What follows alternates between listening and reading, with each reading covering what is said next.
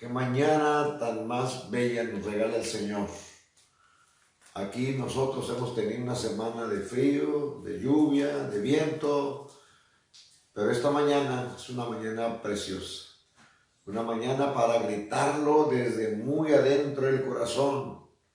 Él vive, Él vive. Cristo no está muerto.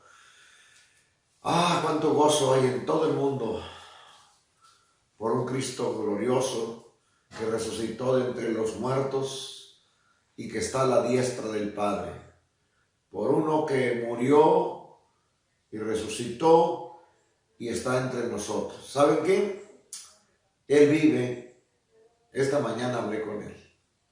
Platiqué con Él. Y sé que Él está vivo. Porque su presencia siempre nos acompaña. Este día siempre a las 6 de la mañana ya estábamos cantando en nuestro templo, ya estábamos reunidos para celebrar que Cristo vive. Hoy es el primer año de muchísimos que no lo hicimos, desde el templo que no fuimos muy de madrugada. Pero hoy este día en nuestros hogares estamos celebrando que Cristo vive, que el Señor reina para siempre. Y estoy seguro que en cada casa y con cada uno de ustedes está la presencia del Señor. Está Dios. Saben, hay muchos pasajes de la Biblia que hablan de la resurrección de Cristo. Desde los evangelios que narran el suceso hasta las epístolas del apóstol Pablo, del apóstol Pedro, del apóstol Juan, del Apocalipsis, que hablan y comentan, explican el significado glorioso de la resurrección de Jesús. Todo el Nuevo Testamento está lleno de esta gloriosa expectativa. Él vive, Él no está muerto. Y esta mañana al compartir con ustedes, repito, hay tantos pasajes de la Biblia. Sin embargo, me encanta a mí mucho lo que escribe Lucas, el médico, y cómo lo escribe. Él en el primer capítulo, cuando introduce este evangelio, dice: me ha parecido, amigo excelentísimo, investigar todas las cosas y ponértelas en orden para que creas en Él. Porque esas cosas son entre nosotros ciertísimas. No solo ciertas, ciertísimas. Entonces Lucas es uno de mis evangelios, de mis autores del Nuevo Testamento favorito. Todos me gustan, pero Lucas es un investigador, es un científico, es un hombre de educación, es un hombre que investiga, que comprueba todos los datos. Y en el capítulo 1 del libro de los Hechos dice que Jesucristo, después de haber resucitado, se apareció a los suyos por 40 días. Con pruebas indubitables, quiere decir con pruebas que no se ponen en duda, sino que confirman o reafirman que Cristo vive. Pero hoy quiero leer con ustedes el pasaje de San Lucas, capítulo 24, sobre el camino a Emaús. Dice así la palabra de Dios, capítulo 24 de San Lucas, del verso 13 en adelante. He aquí, dos de ellos iban el mismo día a una aldea llamada Emaús, que estaba a 60 estadios de Jerusalén. E iban hablando entre sí de todas aquellas cosas que habían acontecido. Sucedió que mientras hablaban y discutían entre sí, Jesús mismo se acercó y caminaba con ellos. Mas los ojos de ellos estaban velados para que no le conociesen. Y les dijo: ¿qué pláticas son estas que tenéis entre vosotros mientras camináis? ¿Y por qué estáis tristes? Respondió uno de ellos, que se llamaba Cleofas, le dijo: ¿eres tú el único forastero en Jerusalén que no ha sabido las cosas que en ellas han acontecido en estos días? Entonces él les dijo: ¿qué cosas? Y ellos le dijeron: de Jesús Nazareno, que fue varón profeta, poderoso en obra y en palabra delante de Dios y de todo el pueblo, y cómo le entregaron los principales sacerdotes y nuestros gobernantes a sentencia de muerte y le crucificaron. Pero nosotros esperábamos que Él era el que había de redimir a Israel. Y ahora, además de todo esto, hoy ya es el tercer día que esto ha acontecido. Aunque también nos han asombrado unas mujeres de entre nosotros, las que antes del día fueron al sepulcro. Y como no hallaron su cuerpo, vinieron diciendo que también había visto visión de ángeles, quienes dijeron que Él vive. Y fueron algunos de los nuestros al sepulcro y hallaron así como las mujeres habían dicho, pero a Él no le vieron. Entonces Él les dijo: oh insensatos y tardos de corazón para creer todo lo que los profetas han dicho. ¿No era necesario que el Cristo padeciese estas cosas y entrara en su gloria? Y comenzando desde Moisés y siguiendo por todos los profetas, les declaraba en todas las escrituras lo que de Él decían. Llegaron a la aldea donde iban, y Él hizo como que iba más lejos. Mas ellos le obligaron a quedarse, diciendo: quédate con nosotros, porque se hace tarde y el día ya ha declinado. Entró pues a quedarse con ellos. Y aconteció que estando sentado con ellos a la mesa, tomó el pan y lo bendijo y lo partió y les dio. Entonces les fueron abiertos los ojos y le reconocieron, mas Él se desapareció de su vista. Y se decían el uno al otro: ¿no ardía nuestro corazón en nosotros mientras nos hablaba en el camino y cuando nos abría las escrituras? Y levantándose en la misma hora volvieron a Jerusalén y hallaron a los 11 reunidos y a los que estaban con ellos, que decían: ha resucitado el Señor verdaderamente y ha aparecido a Simón. Entonces ellos contaron las cosas que les habían acontecido en el camino y cómo le habían reconocido al partir el pan. Esta bella historia narrada por Lucas, el médico amado, quiero que lo revisemos porque hay muchos detalles muy lindos que a mí me encantan. El primero de ellos, que estos dos caminantes ya iban de regreso a su pueblo. Se habían separado del grupo de los que estaban esperando este día glorioso de la resurrección. Y en el camino se les apareció el Señor, aunque ellos no sabían que era Él. Luego camina con ellos y les dice: ¿por qué estáis tristes? Jesús nota que ellos están tristes. Dios desde el cielo ve que la tierra está triste, que la tierra llora. La tristeza es una enfermedad del alma. La tristeza es una pena, una carga, un dolor muy fuerte, muy fuerte. Mucha gente se muere de tristeza. Ellos estaban tristes. ¿Por qué?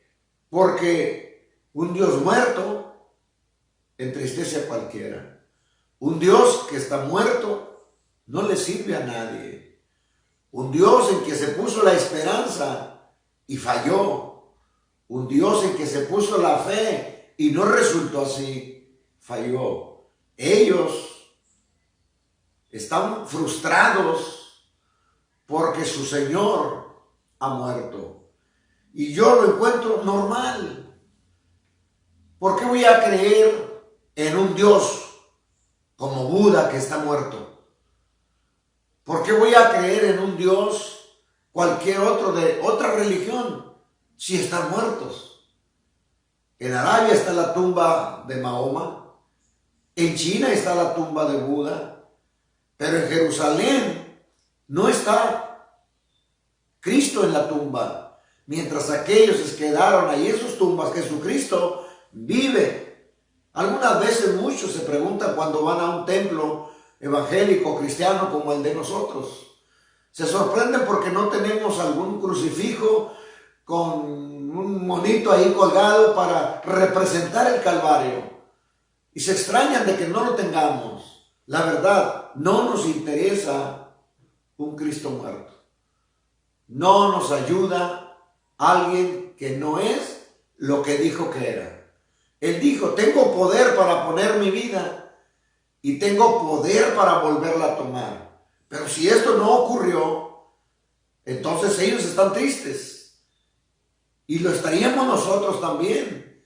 Porque, ¿por qué cantar? ¿Por qué entregar nuestra vida? ¿Por qué apartarnos del pecado? ¿Por qué separarnos de tantas cosas que el mundo dice disfrutar por causa de Cristo si éste no vive? El apóstol Pablo dijo, si él no resucitó, somos los más miserables del mundo.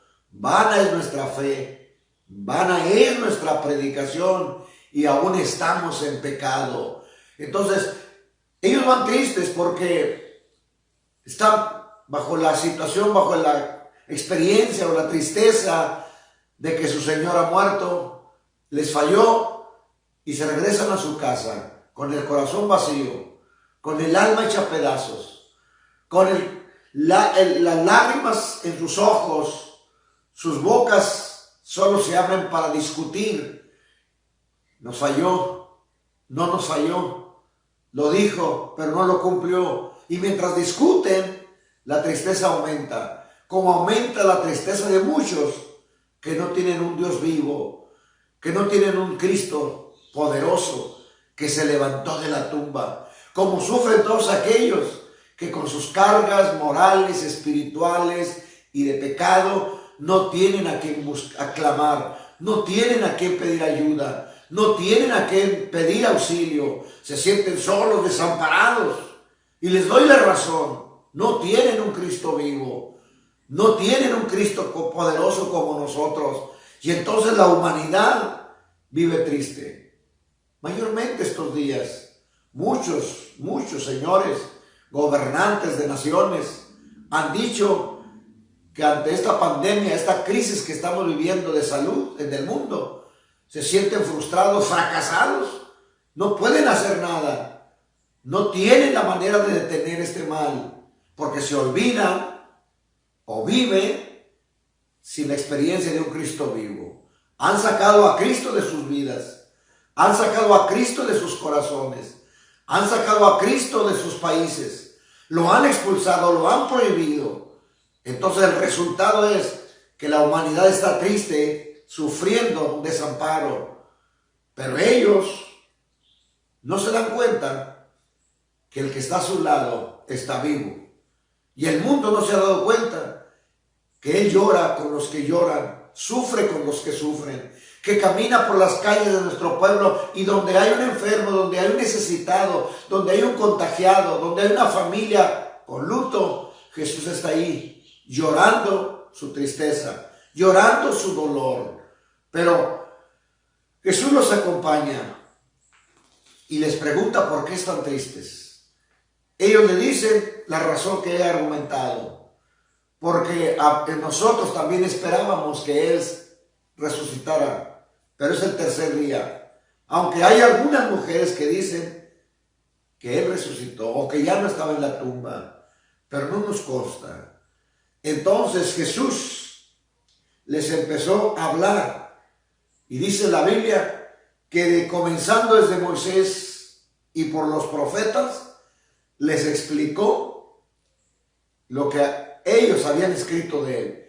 Y este otro argumento me encanta mucho más, porque nuestra fe no es un invento de Jesús, nuestra fe no es un invento de los apóstoles, nuestra fe no es un invento de último momento. Nuestra fe está fundada en este libro, en la preciosa palabra de Dios. Este libro es el único libro infalible, el único libro inspirado por Dios, el único libro que revela el corazón, la mente y la voluntad de Dios. Este libro es confiable, este libro es seguro. Este libro permanece para siempre. Este libro, la Biblia, las Sagradas Escrituras, es el libro de Dios. No fundamos nuestras doctrinas en experiencias. No fundamos nuestras doctrinas en buenos discursos. No fundamos nuestras doctrinas en palabras de sabios. No fundamos nuestra doctrina en experimentos científicos. Fundamos nuestra fe en la bendita y santa palabra de Dios. Jesucristo empezó a hablarles desde Moisés, el primer autor de este sagrado libro, como son los primeros 5 libros y algunos de los salmos.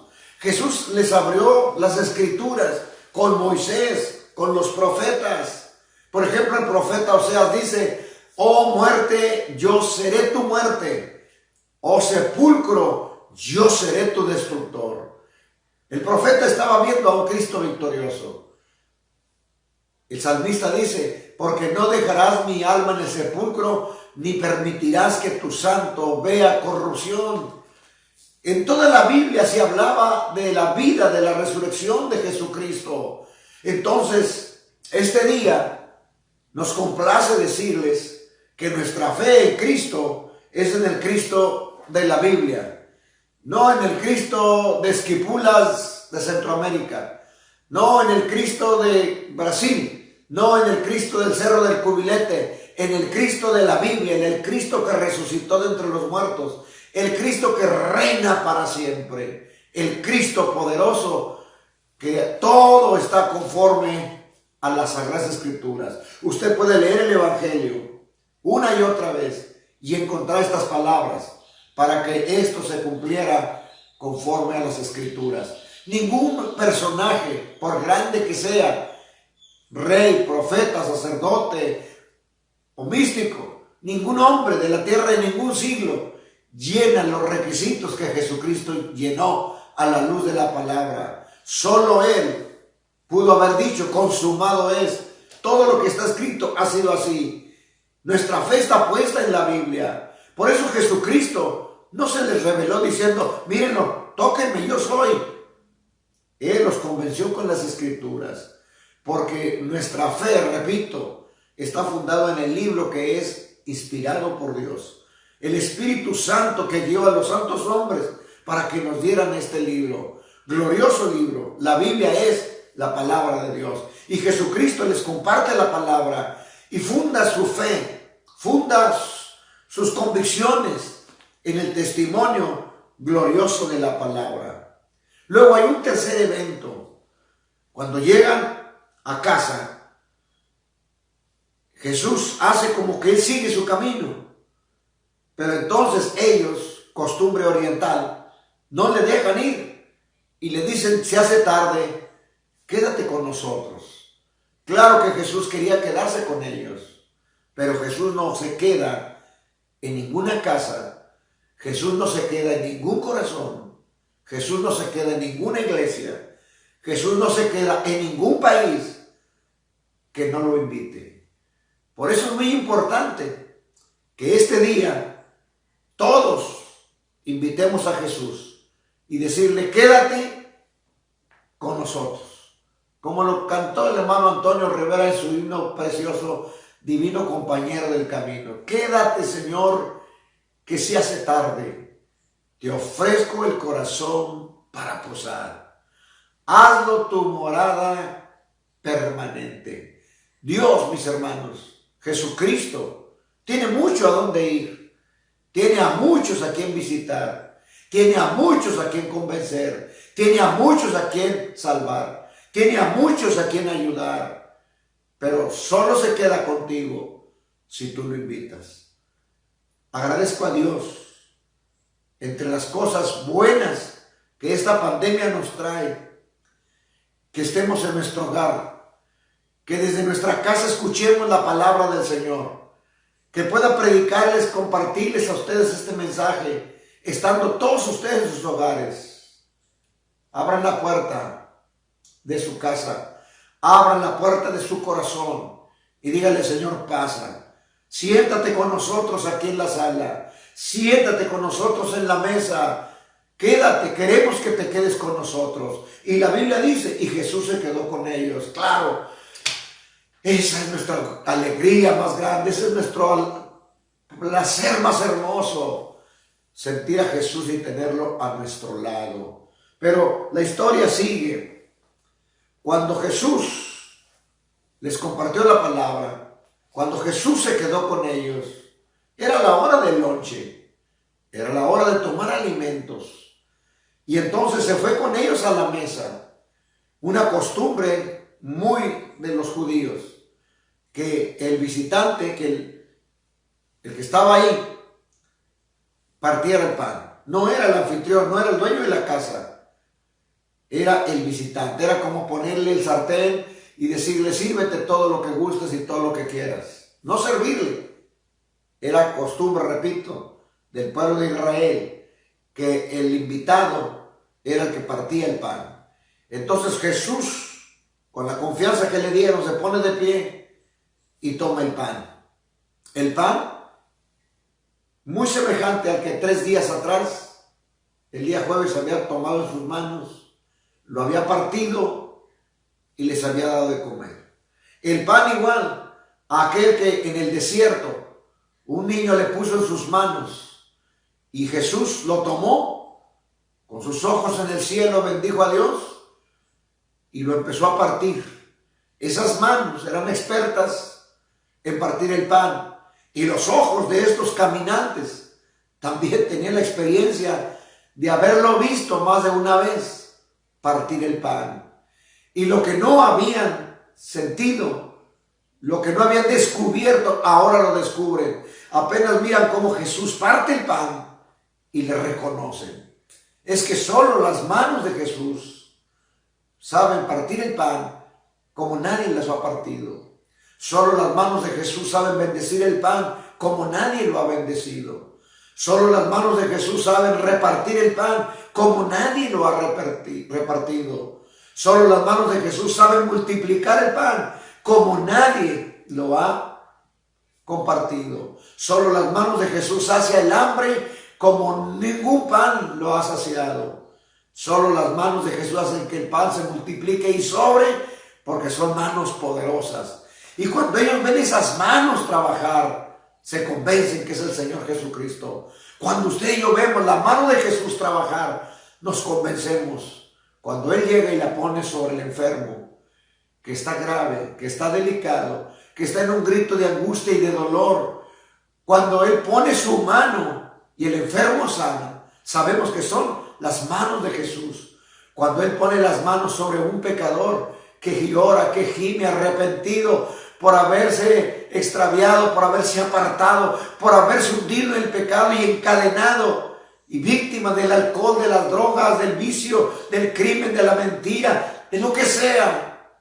Cuando una mujer se ha prostituido y está avergonzada de su vida y siente el calor, el toque, el poder de esas manos, su vida cambia, su vida se transforma como el enfermo sana.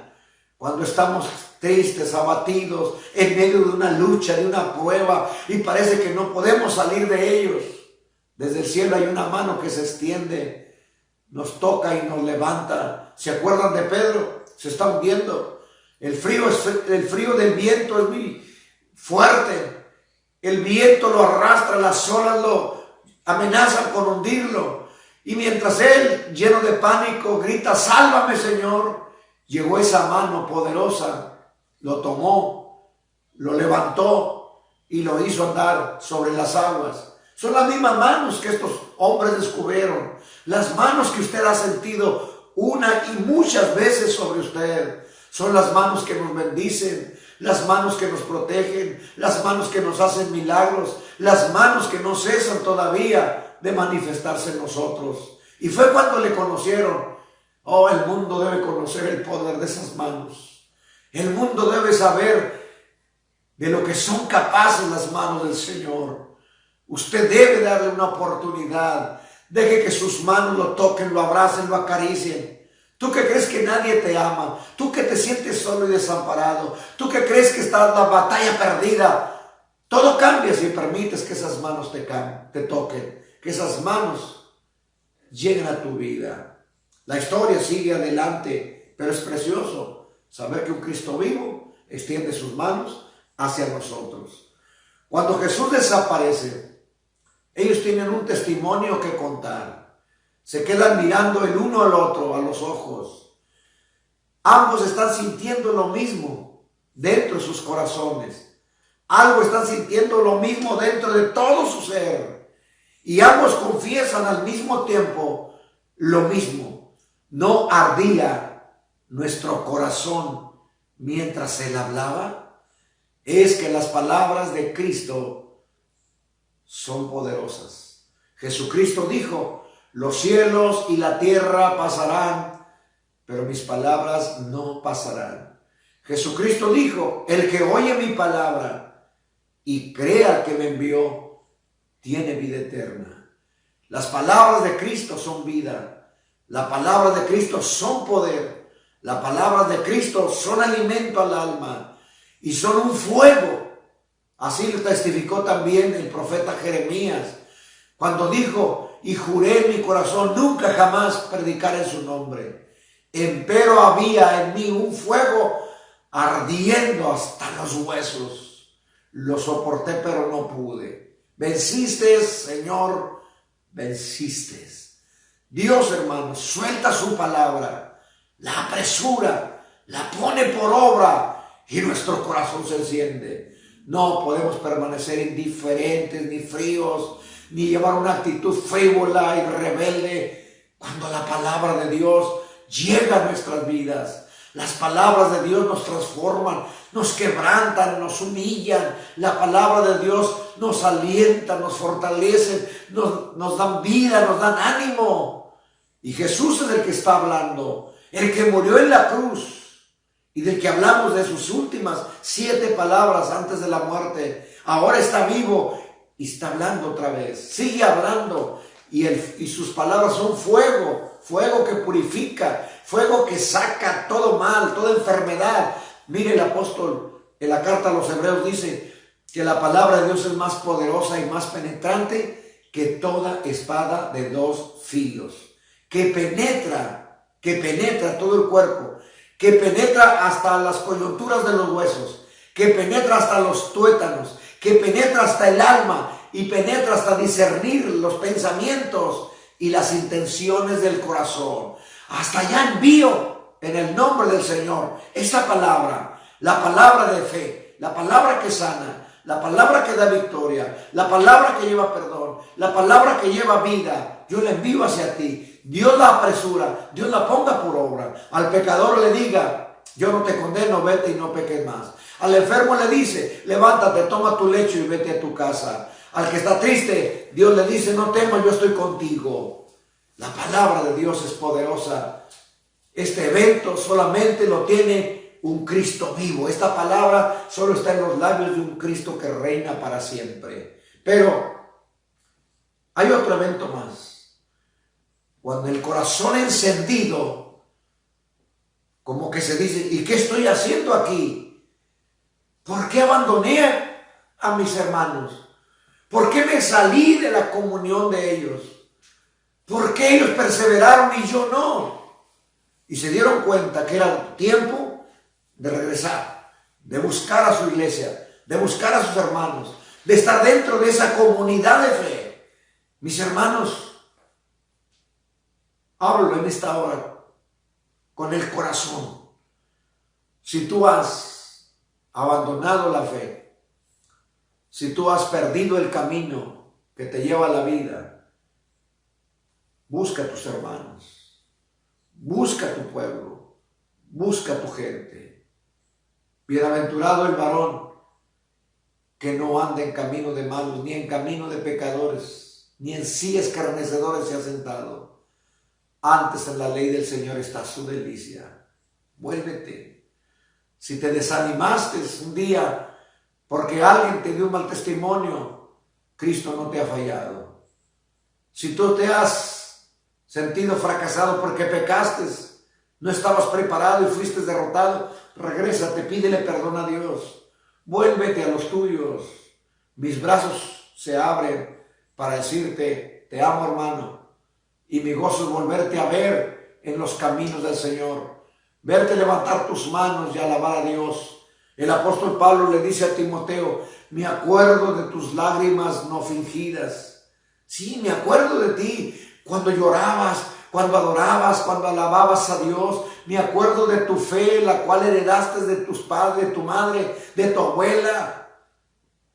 Aviva el fuego del don de Dios que está en ti. Es necesario, mi hermano, que usted vuelva, que usted regrese, que usted ame juntarse con sus hermanos en la fe. Compartimos los mismos cantos, compartimos la misma esperanza, compartimos la misma experiencia, compartimos la misma anhelo y deseo de estar un día con Cristo el Señor. Nuestras oraciones son al mismo Dios y en el mismo nombre de Jesús, el nombre que es sobre todo nombre. Ellos se volvieron a su gente y cuando entraron entre su gente, ¿qué descubren? Descubren que su gente está entusiasmada, que su gente no perdió la fe, que su gente nunca se acobardó, que su gente nunca estuvo triste, que su gente nunca se sintió desamparada ni abandonada, y encuentran que la primera noticia que les dan, Él vive, Él vive, como diciéndole, ¿por qué te fuiste? ¿Acaso tu Dios murió? Allá por los 60 del siglo XX nació una doctrina satánica de alguien que dijo y habló de la muerte de Dios. Dios, si acaso vivo, se atrevió a decir, si acaso vivió o vi, Cristo ha muerto. No hay peor mentira que esa. Nuestro Dios vive. Jesucristo dice en el Apocalipsis, he aquí yo soy el que vivo por los siglos de los siglos, el que estuve vivo, el que murió y el resucitó y el que vive para siempre. Jesucristo vive. Fue el mensaje de aquellos cristianos que no abandonaron la ciudad, que no abandonaron el camino, que visitaron la tumba, que corrieron con fragancia, con ofrendas, que corrieron a compartir las buenas nuevas, que corrieron desde Jerusalén hasta Galilea, del centro de la ciudad hasta el norte, a la frontera con Siria y Líbano. Vamos a gritarle al mundo donde Él predicó, vamos a decirle al pueblo donde Él nació, vamos a decirle al pueblo donde Él vivió, Capernaum, que Él vive, Él vive. Es glorioso saber que la comunidad de fe guarda esa fe, esa convicción de que Él vive. El apóstol Pablo, capítulo 15 a los Corintios, por favor léalo una vez que concluyamos este servicio y vea lo que dice el apóstol Pablo en ese precioso capítulo. Una vez lo repito, dije algo de esto ya, pero Pablo dice que si no resucitó Cristo, somos los más miserables del mundo, somos los más falsos, somos los testigos más falsos y nuestra predicación es vana. 50 años que tengo predicando la palabra resultarían en vano si Cristo no resucitara. Pero el apóstol Pablo dice, pero Él vive, y por cuanto Él vive, nosotros también viviremos. Así que ya que vivamos, ya que moramos, somos de Cristo el Señor. Y Jesucristo dice, he aquí yo vivo y vengo pronto. Retén lo que tienes para que ninguno tome tu corona. Retén lo que tienes. Tu fe está bien fundamentada. Vivimos de la fragancia de una tumba vacía.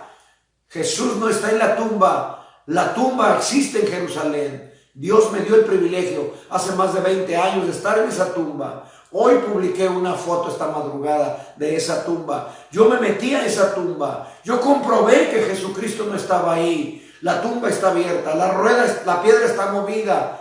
Todavía el grito se oye en todo el mundo. Él vive, en todos los idiomas, en todas las razas. Este día todo el mundo gritamos, Cristo vive, Cristo vive. Mire cómo termina hermanos, este capítulo que leíamos. Los que estaban en Jerusalén, dice que todos le decían, ha resucitado el Señor verdaderamente, ha resucitado el Señor, ha resucitado el Señor. Repítaselo allí en su casa. Dígale a sus familiares, a sus hijos, a su esposa, a su esposo, dígaselo. Él vive, ha resucitado, ha resucitado. Mis hermanos, estamos en las manos de un Dios vivo. Adoremos al Señor un momento. Démosle gracias porque tenemos al Cristo glorioso, al Cristo de poder, al Cristo que vive y reina para siempre. Te doy gracias, Señor. Te doy gracias porque tú vives. Porque hoy en nuestros hogares, a través de esta red social de comunicación, Señor, te doy gracias porque celebramos que tú vives, que tú reinas. Bendice a todos mis hermanos que en este momento en sus casas celebramos que tú vives, que tú reinas. Canta este hermoso canto, porque Él vive.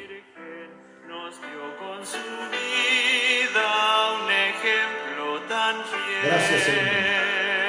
Sana al enfermo. Perdona los pecados del que hoy te recibe como Señor. Sana, Señor, con poder a los contagiados del coronavirus. Protege a todos los que luchan por detenernos y salvar la vida de muchos enfermos. Guárdanos, Señor. Cúbrenos con tu sangre preciosa. Ampáranos. Tu muerte en la cruz es poderosa, porque tú llevaste nuestras enfermedades, sufriste nuestros dolores, y por tu llaga nosotros somos curados. Alabado seas, Señor. Alabado seas. La gloria sea solo para ti. La gloria sea solo para ti. Te alabo, Dios mío, te bendigo. Te exalto, bendito seas. Gracias por estar en mi casa. Gracias por estar con nosotros. Mi casa, nuestros corazones, te reciben, Señor. Quédate con nosotros. Tú eres el huésped más deseado. Tú eres el huésped al que más amamos, al que más anhelamos también. Quédate aquí, Señor. Te amamos. Tu palabra permanece en nosotros, Señor. Y tú has dicho que el que guarda tu palabra y permanece en ella, tú permaneces en ella. Lo creo, lo confieso. Tú estás con nosotros, tú permaneces fiel. A ti sea la gloria, Señor. Gracias, Señor, porque Él vive. Amén.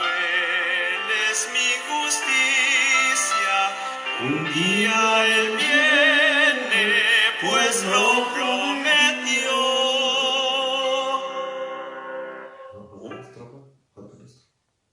Ahí con voz de arcángel, un día en su gloria el Señor brillará. Oh día admirable en que unido su pueblo, glorias a Cristo por siempre dará. Vivo me amaba, muerto salvóme, y en el sepulcro mi mal enterró. Resucitado Él es mi justicia. Un día Él viene, pues Él lo vive. Prometió. No busquemos entre los muertos al que vive, ni estemos tristes. Él vive. Hermano, haga que esta palabra sea escuchada en muchas partes. Allí en su aparato, teléfono, tableta o computadora, póngale compartir y compártalo a toda la red de amigos que tiene registrados. Que esta palabra fluya, corra libremente en el nombre del Señor. Esta tarde, mis hermanos, celebramos otra vez. El gozo es grande, la alegría es mucha. A las 8 de la noche tenemos otra reunión para celebrar que Cristo vive. Y en la noche oraremos por las peticiones. De donde usted esté, en su comentario a este mensaje, pónganos su petición. Ahí abajo, en un comentario suyo sobre esta reunión de esta mañana, donde usted estuvo escuchando esta palabra, póngale ahí su petición. Nosotros lo estamos leyendo. Tomamos nota y oraremos por usted esta noche. Dios los bendiga. Cristo vive. Salúdense. Él vive. Gloria a Dios.